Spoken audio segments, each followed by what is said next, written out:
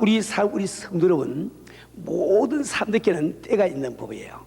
모든 사람에게 때가 있다는 이 말은 비록 비단 목욕탕 주인의 말만은 아닙니다. 우리 모든 인간에게는 기회가 있다 말이요. 정말 이 계절 가운데 참 겨울철이 있고 봄철이 있고 여름철이 있고 가을철인 것처럼 모든 인간에게는 때가 있습니다. 기회가 있다 말이요. 참 이 성공자는 다른 사람이 아닙니다. 참 자기의 다시 그 때를 잘 분별해서 그 때를 잘 쓴 사람이 성공자예요. 실패자는 비록 그 기회가 내게 주어지지만은 이것을 알지 못하고 그냥 지나치는 사람이 실패자로 끝나게 되고 마는 거예요. 이 교회도 마찬가지입니다. 이 교회도 마찬가지로 때가 있는 법이에요. 때가 있어 어떤 때는 숫자적으로 팽창하는 이런 때가 있는가 하면은 또 어떤 때는 질적으로 성숙하는 이런 때가 있습니다. 어떤 때는 우리 수님들이 정말 성령 충만해서 열심히 기쁨으로 주님을 섬기는 때가 있는가 하면은 또 때로는 자기도 알지 못하게 침체한 가운데 이렇게 지날 때도 없지 있다 말이에요. 지금 현재 우리 교회는 대단히 중요한 때에 지금 처해 있습니다. 우리에게 굉장히 좋은 이 절호의 기회가 주어졌단 말이에요. 우리 주님께서 하나님께서 바로 우리 교회를 통해서 그분이 역사기를 원하고 계신 거예요. 다시 한번 이번 지금 이 기회라고 하는 것은 우리가 다시 한번 도약할 수 있는 이런 아주 귀중한 그 기회를 맞이하고 있는 겁니다. 우리 사는 우리 성도는 하나님께서 우리 교회를 통해서 특별히 지금 역사기를 원하시는 때다. 이것을 우리가 알기 위해서 몇 가지를 한번 생각해 보기를 바랍니다. 저는 이번에 참 이게 우리가 콜로라도 스프링에서 열리는 이 컨퍼런스에 가서 이 하나님의 그 손길을 너무너무 아주 강하게 제가 느꼈습니다. 제가 오래전에 교회가 처음 우리가 개척이 되었을 때 우리 주변에서 많은 오해를 받았댔어요. 그때 저는 아무 말도 하지 않고 주 앞에 엎드려서 제자 앞에서 많이 그때 기도를 했습니다. 정말 우리 참 이 그 놀고 학교 참 세면 바닥에 앉아서 새벽 2시, 3시까지 계속 기도를 했습니다. 근데 그때 제가 기도할 때 이런 기도를 했어요. 주님, 정말 우리가 이렇게 많은 오해를 받고 있는데 제가 교회 덕을 위해서 나가서 해명을 하고 변명을 하고 다녀야 되겠습니까?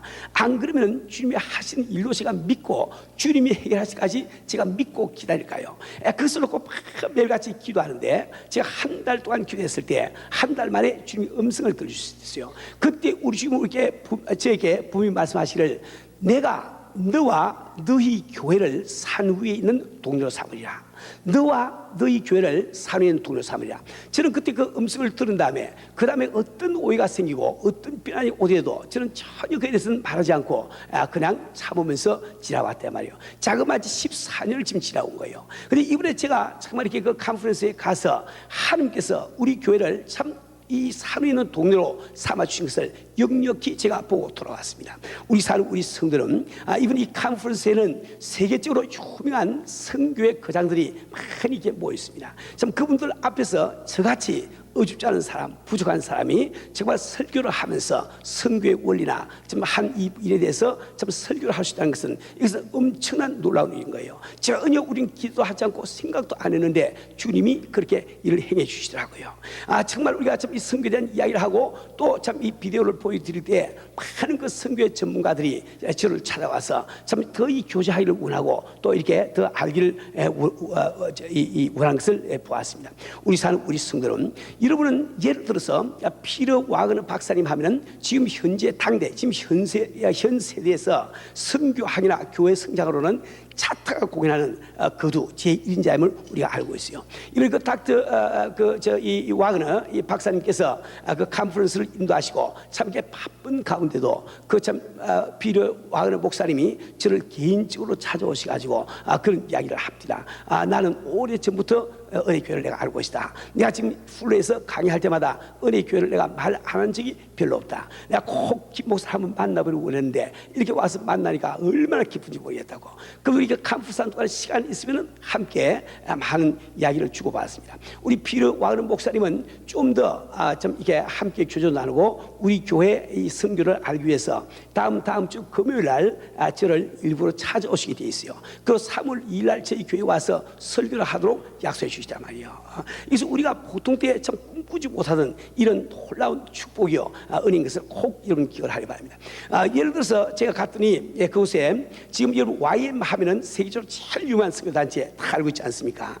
그 YM의 국제 총재 되시는 짐 스타이어라고 하는 분이 와 계시는데, 그분은 어제 아침 토요일 아침에 저를 개인적으로 일부러 자기 사무실로 초청을 해서 브렉퍼스트를 함께 나누었습니다.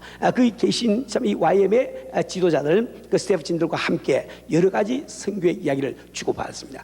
그 외에도 많은 참 선교의 전문가들, 선교학자들, 또 현재 선교에서 뛰고 있는 이 많은 그 선교사람들이 참 우리 교회를 더 알고 우리 교회와 함께 참 이렇게 손잡고 일하는 것을 바라볼 때에 주님께서 그분이 약속의 말씀을 14년 만에 정말 너와 너희 교회를 산위에 있는 동료로 삼으라, 그 말씀이 아주 기적적으로 그냥 이루어지는 현장을 제가 목격을 하고 왔단 말이에요. 우리 성들은 지금 우리 주님께서 우리 주님의 이 교회를 통해서 그분이 역사하기를 원하시는 이런 때에 우리가 지금 놓여 있는 겁니다. 우리가 이 멜로디랜드 교회에 와서 예배드리고 있는 이 자체가 바로 그분의 손길임을 우리가 잘 알고 있지 않습니까?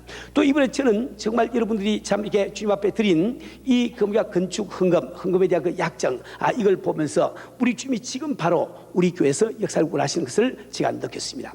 사실 저는 여러분들 잘 알고 있죠. 정말 여러분들은 그렇게 이렇게 부유하지 않는 가운데서 있는 모든 재산을 틀어서 세계 승리를 위해서 헌금을 해왔어요. 여러분 집에 돈이 다 많은 것 제가 다 알고 있단 말이에요. 또 여러분 가운데 그렇게 부유한 분이 별로 없는 것도 제가 잘 알고 있습니다. 그래서 제가 이 교회 건축에서 기도할 때 내가 만약에 350만 불 목표를 정하면 과연 우리 교인들이 따라올까? 350만 불 말만 들으면 혹시 몇 사람이라도 심장마비는 아니랄까? 그래서 제가 계속 여러분께 자꾸 준비를 시켜온 거예요. 준비를 시켜가지고. 그런데 저희 사정이 변해가지고 350만 불이 아니라 550만 불을 목표로 세우고 제가 발표를 해드리지 않았습니까? 그런데 참 우리 성도님들이 정말 참 주님 사는 마음으로 참 이게 참 550만 불이 아니고 580만 불에 가까운 이 참 그 헌금을 약정을 해주시고, 또 그때 약정 못한 우리 성도들이 많이 저한테 추가로 약정을 하시고 또 현금을 가져서 이렇게 건축헌금 해주신 볼 때 얼마나 감사한지 모르겠어요. 지난번에 보고 들었지만은 우리 당회에서 100만 불 가까운 참 헌금을 약정해 주시고, 우리 참 이 교육자들 정말 우리 교회는 월급이 짜기로 아주 유명합니다. 그 짠 월급도 다 주지 못하고 1년에 한 달, 두 달 떼먹기가 십상인데, 물론 저도 떼있지만은 그런 가운데서 우리 교육자들이 지금 13만 불에 가까운 이런 그 건축 헌금을 약정한다는 것은 얼마나 감사한 일인지 모른다 말이에요.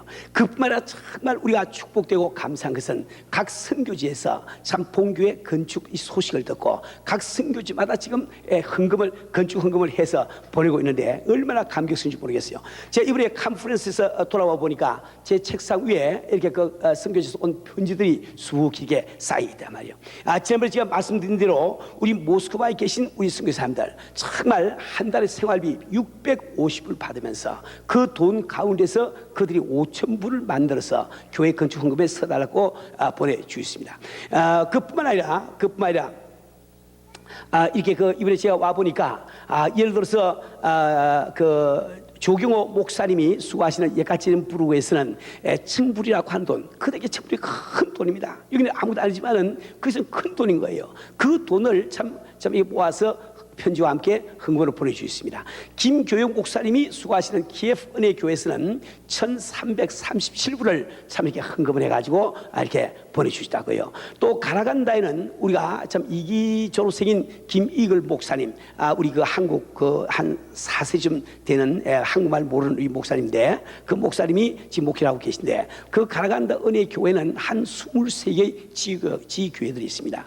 그 지교회들이 전부 다 합쳐서 이렇게 참 이렇게 헌금을 해서 우리 본교회 건축에 써달라고 8,450불을 보내왔더라고요. 또 뿐만 아니라 얼마 전에 예수 믿은 김발레리라고 하는 그 형제가 계십니다. 부인은 김마리나라고 하는데 그분은 개인적으로 1,000불을 건축으로 보냈어요.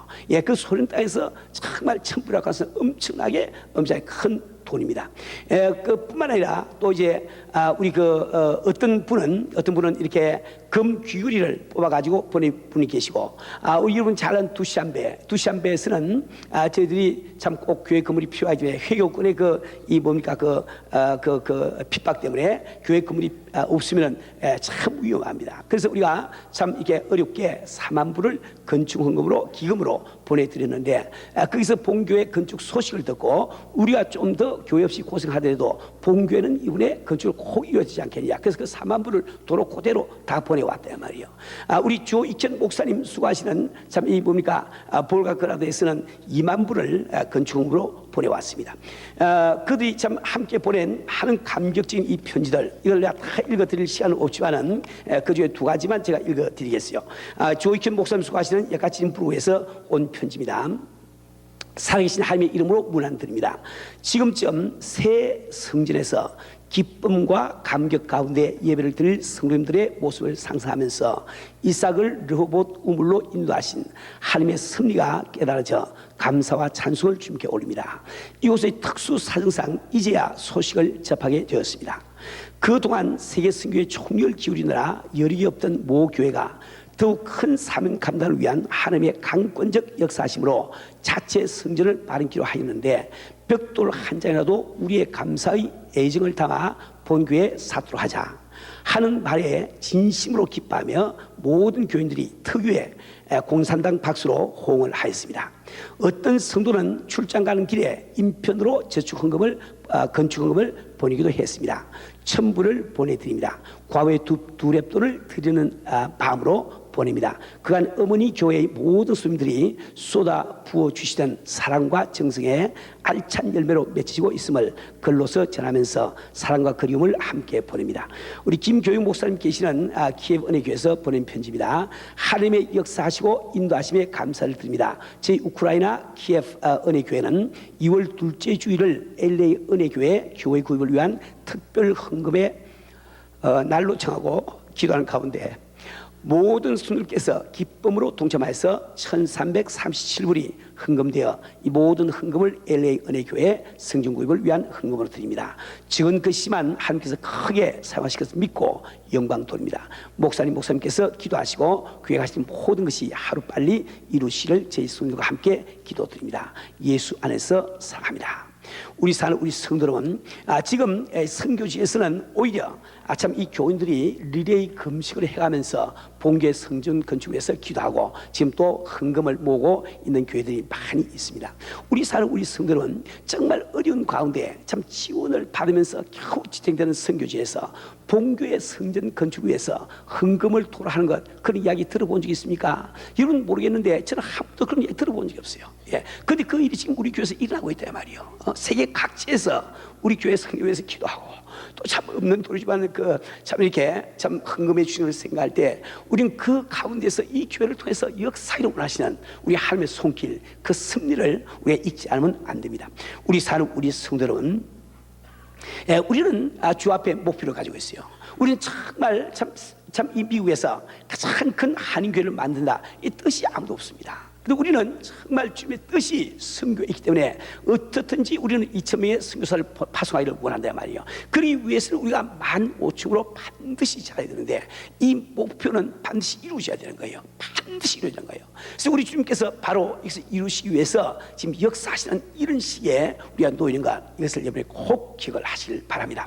우리 사는 우리 성도는 어떤 성도님은 이런 설교를 하면은 그 잘 듣지 않아요. 왜 그러니까 그 교회가 잘 되는 것이 나와 무슨 상관이 있는 거. 그래서 개인적인 어떤 축복, 뭐 병나음을 받고 은사 이런 것을 참 설교하면 잘 듣는데 교회의 성공, 교회의 이 부흥을 위해서 설교할 때 전혀 나하고 관계없는 일처럼 잘 안 들을 분이 계시거든요. 그리고 오늘 잘 말씀을 들으세요. 우리 사는 우리 성도 여러분, 우리 성도들은 세상과 다릅니다. 여러분, 세상 사람들은 먹을 것이 있고 입을 것이 있고 마실 것이 있으면 그들은 그럭저럭 살아갈 수 있다고 생각하는 사람들이에요.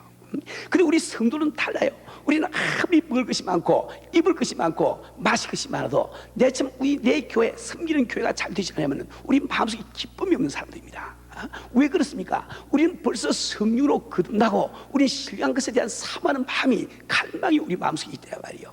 때문에 우리는 정말 사업이 좀 잘 되지 않고 몸은 병들고 가정에는 참 이렇게 우환이 달지라도 우리 교회가 잘 될 때 오히려 그 힘으로 우리 사업이 일어나기도 하고 또 병이 낫기도 하고 가정이 하나 되는 것, 이것을 여러분 참 잘 아셔야 됩니다. 우리 사는 우리 성들은 교회의 성공이야말로 개인적인 축복, 개인적인 이 뭡니까? 그 참 이 성공의 지름길 되는 것을 꼭 여러분 기억을 하십니다. 여러분, 교회가 성공하면은 교인들이 축복을 받는 거예요. 이 원리를 잘 아십니다. 왜 그렇습니까? 무엇이 교회입니까? 이 건물이 교회입니까? 아니죠. 김 목사가 교회입니까? 아니죠. 재직교회, 당회 조직이 교회입니까? 아니죠. 바로 여러분이 교회 아니냐 말이에요. 그러니까 우리 교회가 성공한다, 이 말은 여러분이 성공적인 성도가 된다는 이 뜻입니다. 여러분이 성공적인 성도가 되면은 하나님께서 여러분 축복하시고 그 누구를 축복하겠냐 말이에요. 우리 사는 우리 성도는, 우리는 정말 이번 기회에 우리는 정말 다시 한번 우리 마음의 결단을 내리시고 이 교회 부흥을 위해서, 교회 성공을 위해서 함께 우리 노력을 해야 됩니다. 저는 정말 이번 기회에 정말 우리에게 주어진 이 놀라운 기회, 이 좋은 기회를 놓지 않기 위해서 다시 한번 주 앞에 몸과 마음을 드리면서 생명 드리는 결단을 제가 내렸습니다. 나는 정말 여러분의 목회자로서 여러분도 함께 이 기회를 놓지 마시고 우리가 함께 결단만 내리면, 우리가 함께 순종의 삶만 살 수 있도록 하면 주변에 엄청나신 능력과 그분의 축복을 우리가 맛볼 수가 있고 눈으로 볼 수가 있는데 왜 이것을 우리가 놓치겠냐 말이요. 우리 사는 우리 성들은 정말 우리 교회를 통해서 역사를 원하시는 하나님의 손길을 느끼면서 우리가 해야 될 그 일이 뭘까요? 오늘 본문 말씀은 우리가 제일 먼저 해야 될 한 가지 사실 우리에게 말씀해 주고 있습니다. 오늘 본문 말씀 다시 읽어보면 평안에 매는 줄로 성령에 하나 되게 하신 것을 힘쓰시기라. 이 본문 말씀에서 여러분 두 가지 주안점을 가졌어요. 첫째 한 가지는 성령께서는 이미 우리를 하나 되게 해주시다는 겁니다. 그리고 그 하나 되게 해주신 것을 참 지키는 것은 바로 우리의 책임이라는 이 사실을 꼭 여러분이 기억을 하기 바랍니다. 우리 사는 우리 성도는 세상에서는 하나 될 길이 없습니다. 왜? 모든 사람들이 참 창문이 없는, 참 사면이 벽으로 둘러싸인 이런 그 암흑 속에서 살고 있단 말이에요. 옆 사람과 교통이 되지 않습니다. 왜 그렇습니까? 이 세상 사람들은 자기 중심적인 생각으로 가득 차기 때문에 하나가 될 길이 없다 말입니다. 우리 한국에서 보세요. 참 정치를 하고 정당 생활을 하면서 언제 하나 되는 역사가 납니까? 될 수가 없는 거예요. 근데 우리 성도들은 하나 될 길이 있다 말입니다. 왜 그러니까? 우리가 거듭날 때 이미 성령께서 우리를 하나로 만들어 주신 거예요. 그래서 그것을 우리가 지키기만 지키면은 우리는 바로 하나가 될 수 있는 것을 이 성경은 말씀해 주고 있단 말입니다. 우리 사는 우리 성도는, 우리는 정말 참 예수 믿을 때 어떻게 우리가 하나가 되었습니까? 그것은 같은 성령이 이렇게 임하심으로 말미암아 그 성령이 당신과 나를 연결시켜 주시는 거예요. 그 성령의 끈으로 말미암아 우리는 지금 하나가 된 것을 꼭 믿으셔야 됩니다. 이렇게 고린도전서 12장 13절 말씀 보면 우리가 유대인이나 헬라인이나 종이나 자유자나 한 성령으로 세례받아 한 몸이 되었고 또 한 성령을 마시게 하시느라. 우리는 이미 성령 받을 때 하나가 되어버린 겁니다.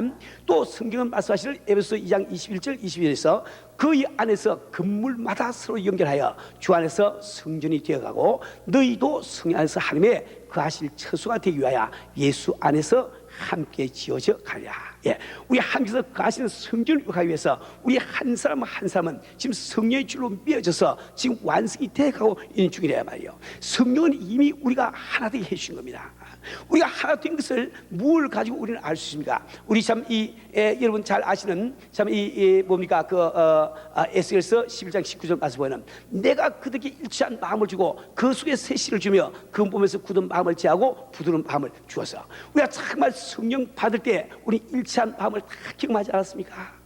우리가 성령 받을 때 누구나 성령 받는 사람은 예수가 믿어지는 마음이 생기기 때문에 말이에요. 우리가 성령을 받을 때 우리 마음속에 샘솟는 기쁨을 맛본 사람들입니다. 우리가 성령을 받을 때 정말 모이기를 힘쓴 것이 무슨 말인지, 정말 이 같이 성령 받은 성도를 얼마나 그리고 참 그리운지 참 모이기 힘썼던 이런 경험을 하고 있는 사람들 아닙니까? 우리가 정말 성령을 받을 때 참 그토록 내게 몸이 건조하던 그 찬양이 참 살아서 역사하면서 얼마나 그 찬양이 참 아름다운지, 우리는 정말 성령이 임하실 때 정말 기도하지 못한 내가 나도 모르게 울부짖고 주 앞에 기도해야 되는가, 이게 다 우리가 성령 받은 사람 같이 함께 다 경험한 사실. 왜? 우리가 하나가 되기 때문에 같이 경험하는 거예요. 우리가 성령을 받을 때 우리는 참 그동안 무관심하던 참 하나님의 말씀, 그 말씀을 참 사모하는 이 마음을 가지고 우리는 얼마나 열심히 성경을 읽으면서 또 성경 공부에 참석을 했냐 말이요. 또 우리는 정말 참 성경 받을 때 얼마나 그 복음을 전하고 싶어서 눈물로 기도하면서 우리 전도에 힘을 쓰십니까? 그것이 바로 우리가 하나가 된 정과 같은 거예요. 그런 마음이 사라졌다는 것은 무슨 말인고, 우리가 그 하나됨을 지키지 못하고 있다, 이 말 똑같은 겁니다. 우리 사는 우리 성도는, 우리는 정말 은혜를 받고 주께서 이미 우리를 하나로 만들어주신 거예요. 우리가 하나가 되지 아니하고 어찌 교회가 부흥하며 전도를 할 수 있겠습니까? 아니 지금 새 신자가 교회를 지금 찾아왔는데 우리가 하나가 되지 않을 때 어찌 그분이 그 교회에 참 뿌리를 내리고 정찰을 할 수 있겠냐 말이요. 우리는 이 교회 참 주님의 뜻을 이루기 위해서 제일 먼저 해야 되는 것이 이미 하나님께서 우리를 하나 되게 해주신 것, 이것을 지킬 줄 아는 성도들이 많단 말이에요. 우리 사는 우리 성도들은, 그런데 어떤 사람들은 이 사랑이란 말만 들으면 알레르기가 일어납니다. 두드리가 몸에 생기는 분들이 계셔. 그래서 많은 분들이 저한테 그런 이야기합니다. 목사님, 나 은혜 교회 오면 딴 건 다 좋은데 목사님이 그저 예배 때마다 서로 손잡고 바라보면서 사랑합니다, 이거 막 고백하는데 아주 죽겠습니다. 이 이야기 참 많거든요.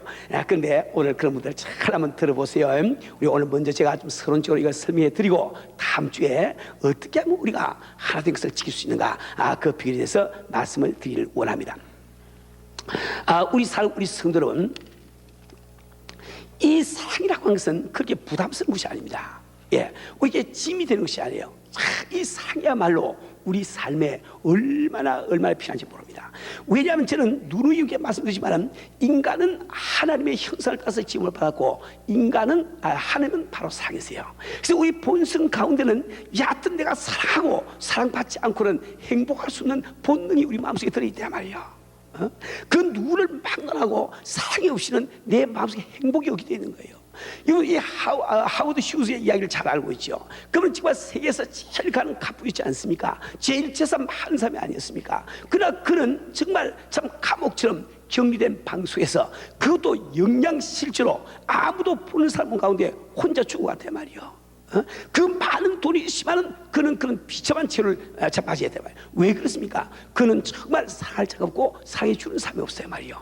그가 볼 때 모든 친척들, 모든 친구들은 어떻든지 자기가 죽은 다음에 자기 재산을 갖고 가기를 원하는 탈주자로밖에 안 보이단 말이에요. 그는 아무도 믿지를 못한 거예요. 친척도 믿지 못하고, 참 뭐야 가문까지도 믿지 못하고 아무도 못 믿거든.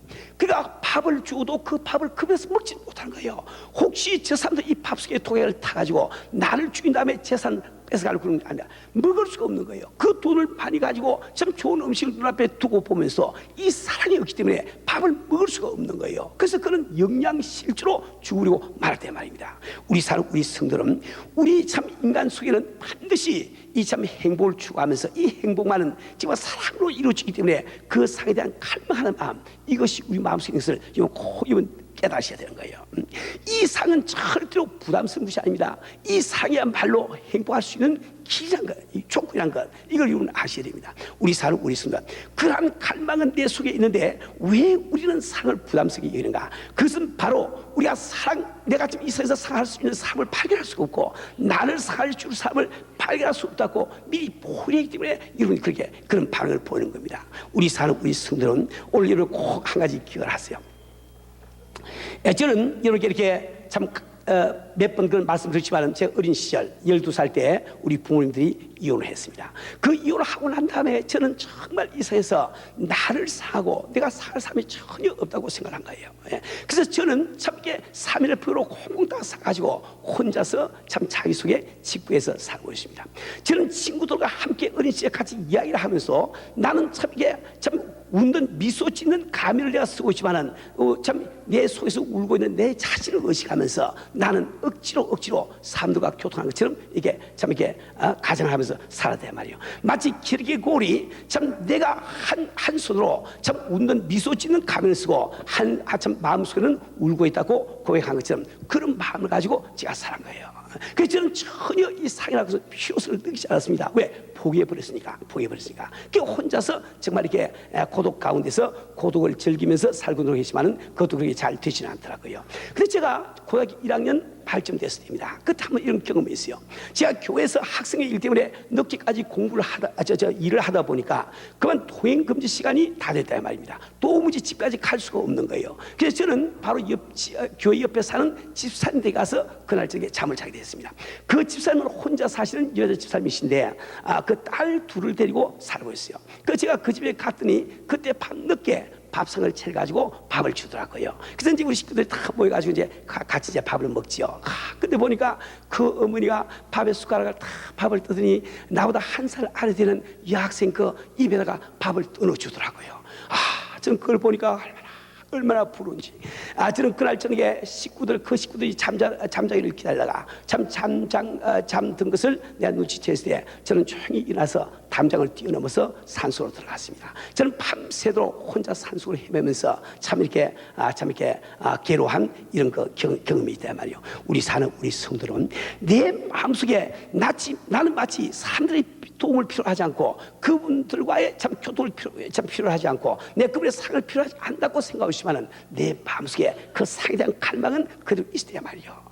그 채울 수 없는 그 참 웅덩이는 그대로 있어야 말이요. 누구나 다 이다 갖고 있는 거예요. 그래서 우리가 이 사랑한다고 하는 것은 절대로 부담스러운 것이 아니고 이것은 바로 우리가 행복할 수 있는 유일한 기름을 꼭 기억하시고 절대로 사랑하자 할 때 부담스럽게 여기지 마세요. 김 목사는 왜 전화 생각하지 마시고 우리 김 목사는 그래도 나를 행복하게 해주기 위해서 저렇게 하시는구나 이렇게 생각해야 그게 올바른 선거가 되지 엉뚱한 생각하면 안 됩니다. 우리 참 이 사랑은 왜 그렇게 필요한 거 여러분 우리 참 한국 사람처럼 건강에 관심 하는 사람 없습니다. 우리 건강할 수만 있다고 하면 우리는 나무 뿌리도 캐 먹고 나무 껍질도 뺏겨 먹고 여하튼 진흙도 먹고 말이지 곰 쓸개를 먹지 않나 발바닥을 안 먹나 온갖 걸 다 먹는단 말이요. 아마 개미 똥도 아마 건강에 좋다면 우리가 다 주워 먹을 거예요 아마. 우리나라처럼 무가 참 우리 몸에 좋은 약품이다 할 때 전국적으로 확 다 사는 그런 나라가 없습니다. 그렇게 우리가 건강을 갖다가 신경 쓴다고요. 그래서 그러나 우리 여러분 이 건강을 유지하는데 가장 필요 불가결한 조건이 바로 사랑입니다. 이걸 꼭 기억하세요. 제가 한번 이렇게 연세대 의학 교수님이 강의하는 것을 테이프로 듣고 제가 참 재미도 있었고 많이 느꼈습니다. 그 의사 선생님은 이런 이야기 하세요. 우리가 참 다 건강해야 되는데 이 몸 중에 가장 이 참 중요한 기관이 말이죠. 이 심장이란다. 심장. 왠가니까 다른 기관들은 좀 활동을 멈춰도 어느 정도 살아갈 수 있는데 심장은 멎어버리면 그로서 끝이야. 죽은데 말이에요. 그죠? 그래서 이 심장은 우리 몸 가운데 가장 중요한 기관이랍니다. 그래서 하나님께서는 이 심장을 하나밖에 안 만들으셨대요. 폐도 두 개가 있고, 눈도 두 개가 있고, 귀도 다 두 개씩 있는데, 이 우리 심장만 하나밖에 없답니다. 왜 그러니까? 심장이 두 개면은 이 사람이 죽었는지 살았는지 알 길이 없답니다. 그래서 사망 진단 잘 내리라고 하나님께서 하나밖에 안 만들어주시대요. 근데 이 심장이 튼튼해야 모든 그때부터 건강이 다 하게 되는데 이 심장이 튼튼하기 위해서는 마음가짐을 잘 가져야 됩니다. 그래서 이게 마음 심자를 넣어서 심장 우리나라 그렇게 부른대요. 근데 이 심장이 튼튼하려고 하면 어떻게 해야 되는가? 그래서 이제 의학적으로 설명해 주더라고요. 그 좀 들으니까 일리가 있더라고요. 예를 들어서 그분이 이렇게 설명하세요. 제가 그 옛날에 또 설교할 때 그런 말씀 드린 적이 있는데 우리 몸에는 신경들이 있는데 신경 가운데는 자율신경이 있습니다. 이 자율신경은 우리가 의지를 발동 안 하더라도 자기 마음대로 움직이는 것이 자율신경이에요. 그래서 이 자율신경 때문에 내가 아무 생각 안 해도 위장을 그냥 소화를 시키고 심장이 뛰고 다 하죠. 하는데 그 반면에 또 비자율신경이라는 것이 가지고 이것은 우리 인간이 의지로 명령을 해야만 움직이는 것을 비자율신경이라고 그런답니다. 내가 지금 팔을 올리면서 지 마음대로 올라가지 않습니다. 아까 내 의지하고 관계없이 올라가면 이거 내가 이상한 사람 되고 말죠. 그죠? 이걸 올리자 하니까 올라가는 것이고 내려가는 것이 내 말을 듣는다 말이요. 그죠? 그래서 지난번에 제가 설교 시간에 말씀드린 대로 우리 신체를 보면은 생명과 밀접한 관계가 있는 기관들은 전부 다 자율신경으로 움직입니다. 내 의지하고 상관이 없다고요. 내 심장이 멎으려고 할 때 내 의지를 가지고 단 1초를 이걸 연장을 못 시킵니다. 내 위장이 소화를 안 시킬 때 내 의지를 가지고 조금도 소화를 갖다가 돕지 못한다 말이에요. 그죠? 그 왜 그렇습니까? 그것은 바로 하나님께서 우리를 창조하실 때 우리의 생명이 하나님의 손에 있음을 우리에게 알려주기 위해서 그렇게 했다 말이에요. 그런데 옛날에 설교할 때 말씀드리지 이다 말이에요. 근데 우리가 이 자율신경을 보면은 그 자율신경, 요 의사분들이 많이 계신데 내가 막 혹시 틀려서 나중에 와서 이야기하세요. 여기 또 손 들고 이야기하지 마시고. 이 자율신경에는 교감신경과 부교감신경이 있대요. 교감신경과 부교감신경. 요거 좀 뭐 성경 말씀하지만은 여러분 건강을 위해서 꼭 좀 외우셔야 되겠네. 여러분 교감신경 그런 거 알아요? 난 잘 모르거든. 이렇게 한번 따라해 보세요. 교감신경, 부교감신경, 교감신경, 부교감신경. 근데 이 교감신경이 자꾸 움직이면은 폐가 막 나빠진답니다. 부교감신경이 자꾸 자극되면 폐란다, 심장이 튼튼해진대요. 근데 언제 교감신경이 움직이느냐? 그것을 우리가 미워하고 질투하고 짜증내고 걱정하고 근심하고 불안하고 텐션 가지면은 그때는 아주 교감신경이 막 움직인답니다. 그래서 폐가 막 이게 나빠진다. 폐란 심장이 나빠진단 말이에요. 근데 언제 부교감신경이 움직이느냐? 그것은 우리가 웃고 행복해하고 서로 도와주고 용서하고 사랑하고 친절하고 섬기고 이럴 때 부교감신경이 막 움직인답니다. 이 사랑이라고 하는 것은 우리가 그 중요한 심장을 튼튼하게 하는 아주 기본적인 요소예요 말이에요. 그러니까 심장 튼튼하게 할 특효약을 먹을 필요가 없는 거예요. 오늘 제가 공짜로 가르쳐 들었으니까 여러분 심장이 튼튼하게 바라시거든 웃으세요, 행복하세요, 친절하세요, 사랑하세요. 그럼 폐는 이게 자연히 튼튼해진답니다. 한번 그 의사 선생님이 예를 들어서 설명하시는데 한 번 어떤 아주머니가 자기 사무실을 찾아왔대요. 보니까 확 들어오는데 생선 비린내가 확 나더랍니다. 아마 시장에서 그 생선 이고 달리면서 장사하는 그런 아주머니 같더래요. 걔 와서 심장 좀 진단해라. 너무 이 심장이 아프다고 말이지. 그러니까 진단해 보니까 심장이 걸레처럼 엉망진창이 되는 거예요. 그 아주머니가 자기 신세에 탈을 합니다. 참 수년 전에 남편이 중풍으로 들어와서 꼼짝달싹을 못한답니다. 집에는 아이들이 셋이는데 이것을 참 생선 몇 마리 팔아가지고 먹고 살려가니까 너무 힘이 들다는 거예요. 집에 들어가서 남편 꼴만 보면 그저 심증이 나고 아이들만 보면 그저 짜증이 나고 고기를 팔려 딱 앉아있으면 와서 얕은 생선을 뒤적거리는 여자치고 사가는 사람이 없대. 뒤지가 시큰뒤로 그냥 가버린대요. 그러니까 막 손님만 보면 짜증이 나는 거예요. 그러니까 막 올라가다가 짜증밖에 없단 말이에요. 그러니까 심장이 엉망진창이 되어버린 거예요. 그래서 의사 선생님이 교감신경과 부교감신경 설명을 쫙 해주고 당신이 정말 건강하게 살려고 하면 오늘부터 짜증내지 마시고 화내지 마시고 사랑하시고 용서하시고 하라고 일러주니까 그렇게 하고 넉 달 후에 와서 진단받으라고 이야기했답니다. 그랬더니 그 아주머니가 마땅치 못한 표정으로 투덜거리면서 나가시더래요. 근데 한 열흘 후에 그 자매님이 다시 병원을 찾아온 거예요. 보았더니 이번에는 말이지 머리를 갖다 어디 가서 싹 볶아가지고 얼굴도 뭘 칠을 해가지고 옷도 좋은 옷을 다 입고 싹 나타났더래. 그래서 넉 달 후에 오는데 왜 왔냐고 그러니까 아이고 선생님 나 심장 좀 다시 진단 좀 해보라고 말이야. 나 하루씩 안 아프대고요. 그 진단을 해보니까 정말 기적적으로 심장이 다 나버린 거예요. 심장이 다 나버린 거예요. 그래서 물었더니 이 소식 어떻게 된 거냐 하고 물었더니 그 생선 아주머니가 이야기를 하더래요. 정말 의사 선생님 말을 듣고 나가는데 말 같지 않더래. 아니 지금 남편은 지금 중풍이 돼서 일어날 길이 없고 아이들은 지금 셋이 지금 달려가지고 먹여 살릴 길인데 나 같은 여인에게 무슨 소망이 있고 무슨 희망이 있어 내가 웃으면서 살 수 있냐 말이요. 그 쓸데없어 이거 하고 제가 나가됩니다. 걔 나가서 그날 참 오후에 생선을 다 이제 참 장사를 하고 밤 늦게 집에 딱 들어가서 이제 문고리 이제 문을 여는데 그 보통 가로 딱 열자마자 이제 힘줄 부리고 그냥 막 남편에게 이제 퍼붓고 이제 할 판이지요. 그런데 그때 참 이게 갑자기 의사 선생님이 말씀하신 부교감신경 생각이 딱 나더래. 부교감신경. 그래서 딱 물고 들어가면서 남편에게 이야기했답니다. 여보 오늘 좀 뭘 좀 잡수세요. 그랬더니 남편이 놀래가지고 자기를 한참 보더니 눈에서 눈물이 쭉 흐르더랍니다. 나중에 이야기를 들어봤더니 그 남편이 그 사랑의 그 한마디에 감격해서 눈물 흘린 것이 아니고 이 여자가 이제 죽을 때가 됐구나. 평소에 바가지를 끄고 그렇게 야한 여자가 갑자기 여보 뭘 좀 더 쓰요 하니까 이게 분명히 죽을 때 됐단 말이야. 오늘 병원에 안 진찰받으러 간다고 그랬는데 사형선고 받았구나. 이 여자마저 죽고 나면은 나는 이 모양 이꼴로 애들 셋 데리고 어떻게 산단 말이고 자기 신세 때문에 울었다 말이야. 근데 그날 아침에 새벽같이 자기가 나오면서 그 아이들 보고 얘들아 뭘 좀 챙겨 먹고 나가거라. 애들이 너무 깜짝 놀랐대. 평소에 그런 말 해본 적이 없답니다. 막 신경질만 내고 화만 내고 말이지.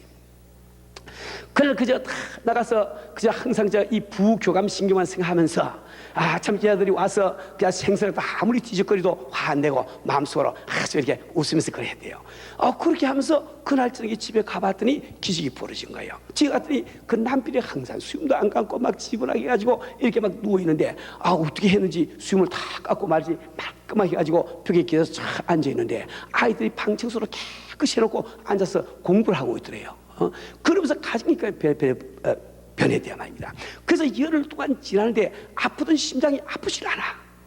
두근거리는 심장이 두근거리지 않아. 그래서 어떻게 됐나 하고 지금 진료 받아 왔단 말이요. 의사가 진료를 해보니까 완전히 나버렸단 말입니다. 우리 성도는 상이 왜 부담스럽습니까? 왜 상이 짐이 된다 말이요. 바로 당신이 그토록 원하는 건강에 특별 보약임을 꼭 믿으시길 바랍니다. 정말 여러분 건강이 원하시거든 오늘부터 부교감 신경 그거 잊지 마시고 여하튼 어디 갔든지 생각하시 웃으시고 한번 사랑해 보세요. 되나 안 되나? 꼭 됩니다. 우리 그런 뜻으로 한번 옆 사람들하고 같이 하면 정말 생것이 웃으면서 한번 정말 당신 사랑합니다. 한번 인사해 보세요. 인사해 보세요. 사랑합니다. 뒷사람은 인사해 보세요. 다 인사하시고.